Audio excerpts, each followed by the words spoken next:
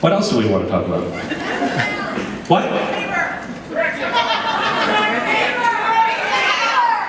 River? Bieber!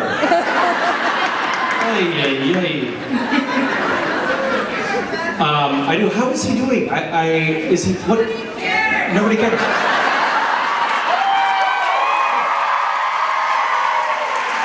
This is what I love about democracy. We can have a well-reasoned debate and come to a consensus rather quickly. Nobody cares is the answer to that question. And directing, it was another thing that somebody mentioned.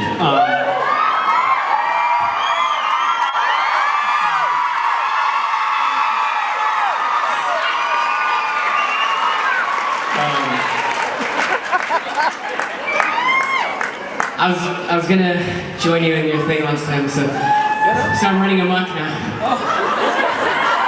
Oh my God, you actually are the random X-Berry. That's amazing. You're super blue and green. That's amazing. Wow. And what I'm talking about is your abs, obviously. Really great work. If you'll notice this angle, just turn a little bit to the side. The shadow play is excellent right there. Look at that. Nice. Wow.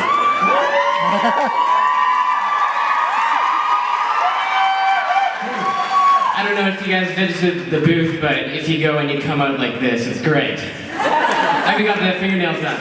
Random X is doing a face painting booth right now. Wow, your nails are amazing. That is very impressive. You're like a giant logo. Holy shit. That sheds. A greasy logo that leaves a trail everywhere it goes.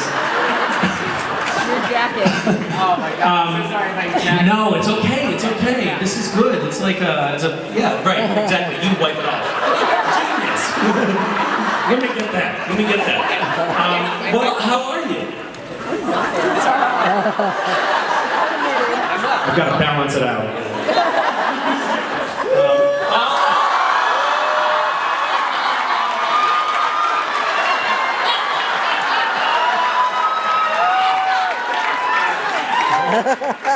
You're shedding. Yeah. Oh, you're just a person underneath that. Now I see what's happening. Very good to see you. Very nice to see you, Misha. How's life? Good, pretty good. Yeah? Yeah, I decided I wasn't going to cosplay today, but I visited the booth and they said... You have a problem. Okay, today I'm not going to dress up weird at all. Definitely not. Look at all that paint. I'll just do, guys, could you just do my name? Just do a little bit. And you couldn't stop. Actually, I was going to do a regular photo op today. I don't know if this comes off really hard, actually. I don't know, it comes off pretty easy. All you need to do is just hug somebody and it's all over the place. Well, excellent. I think, show of hands. A vocal 5% do want you like that. And who does not? Oh, sorry, you won. Time.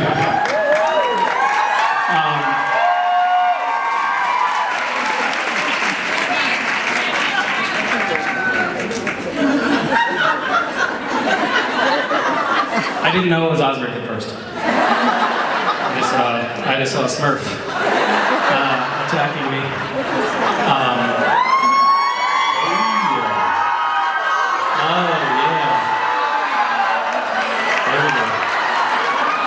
Now, do we have licensing rights to do this? Is this cool?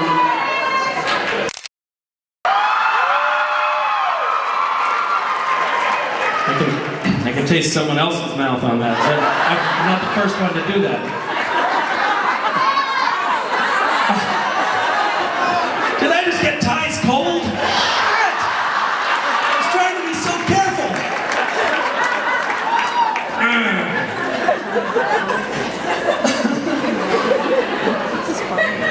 All right.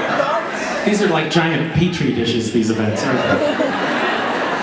So directing, we were saying, I thought in television directing, don't tell anyone I said this, but I thought television directing was kind of a sham. Like, you have the executive producers, the writers, you come into a machine that's very well oiled, the cinematographer knows what he's doing, actors don't listen to you anyway. Shit!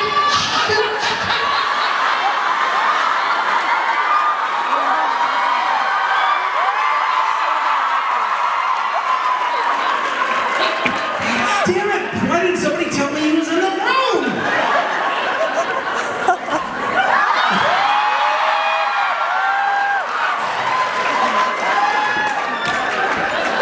Jim and I already have the same germ, so that we're not worried about. As you were saying. As I was saying, I respect the producer position above all else. It's really, television is really a producer's medium. No, I was actually sort of paying you a compliment, which I will never make the mistake of doing again. But it's very much, you know, unlike movies where it seems like, you know, the director has more say in everything. In television, you have, you know, actors who know their roles really well, and, you know, directors are kind of like guest stars that come in. And it's a lot of work, as it turns out. And you have to make a lot of decisions. And it's incredibly humbling. Well, I would say something else. I think it's a great way to showcase your talents. No, it was humbling. And it also. My work is done now. No. Yeah. But it was also really exciting just to see behind the curtain all of the aspects of production that actors. Wrap it up. Take more. Regurgitate more about behind the scenes. Behind the scenes, that's good. Work that material is good. Okay. It's you as an actor on a show. You see us actually. You think that you know everything, and you actually see a small fragment of the entire production. So it was enlightening in many respects. And Jared and Jensen were just a delight to work with. I really respect those guys so much for the professional environment that they really help fortify on the set. It's inspiring. They were working mercifully only one day together on my episode.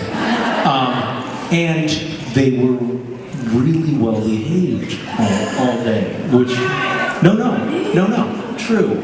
And it was scaring the shit out of me. Because it was a sleeping volcano and I knew this was not natural. But they were acting, they were just hitting their marks, taking my direction, which was especially off-putting, and I knew something was coming, and in fact it did. I came in after a take. I'll tell you what happened. So Video Village it's called, is where the director watches the monitors for each camera, and it's not directly on set, it's right next to set. And you have your headphones on and you scrutinize their performances.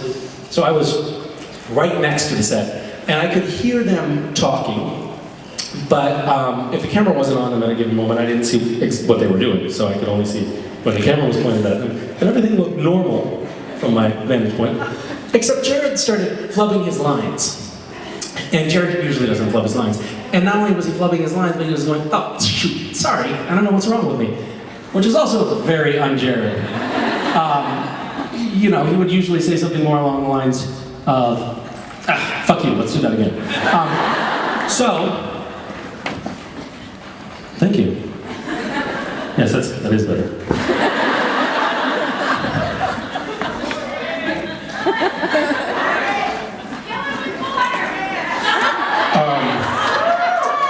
So anyway, they were stalling because the pie had not been delivered to them.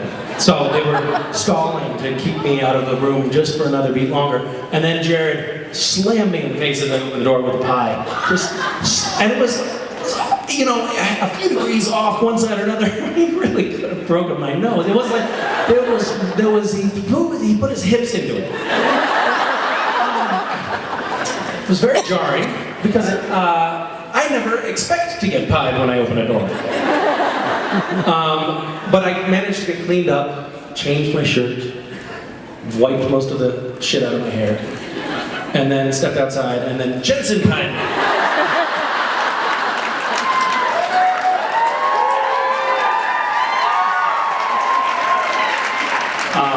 And then my car got pelted with balloons filled with whipped cream, you know, the usual stuff after that. But it was good that they waited to the end of the day to do this stuff, because I actually got a very quick and very efficient day out of them because they were so excited to destroy me.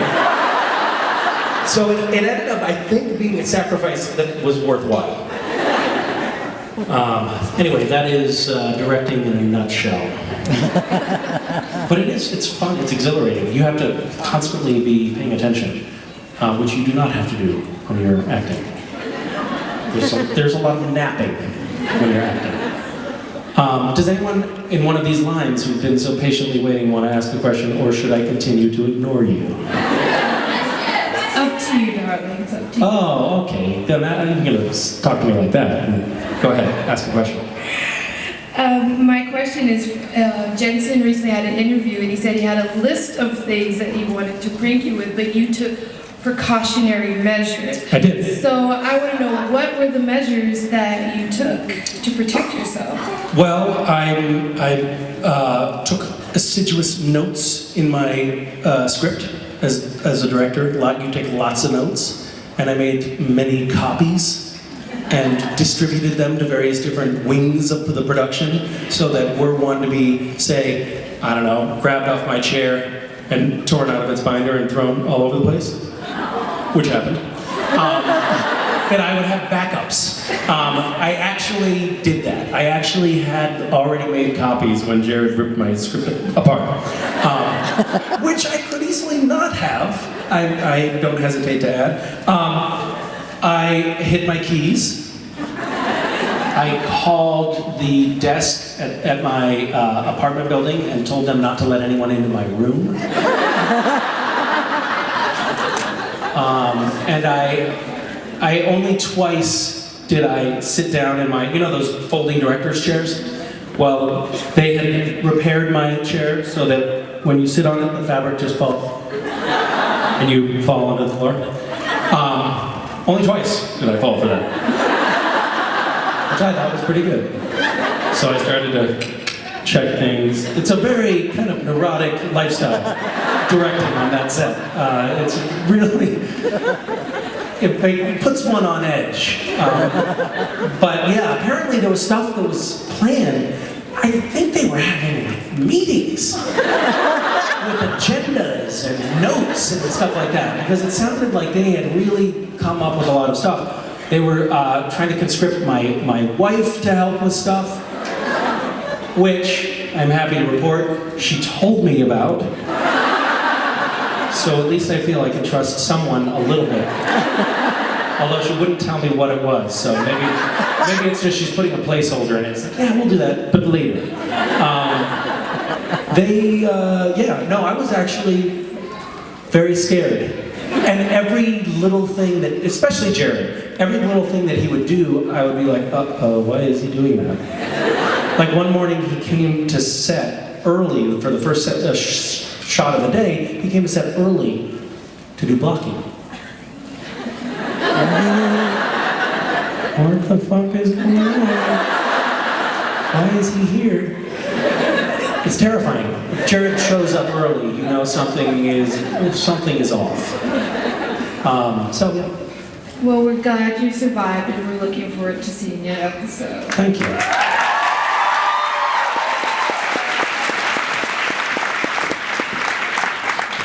Hello. Hi.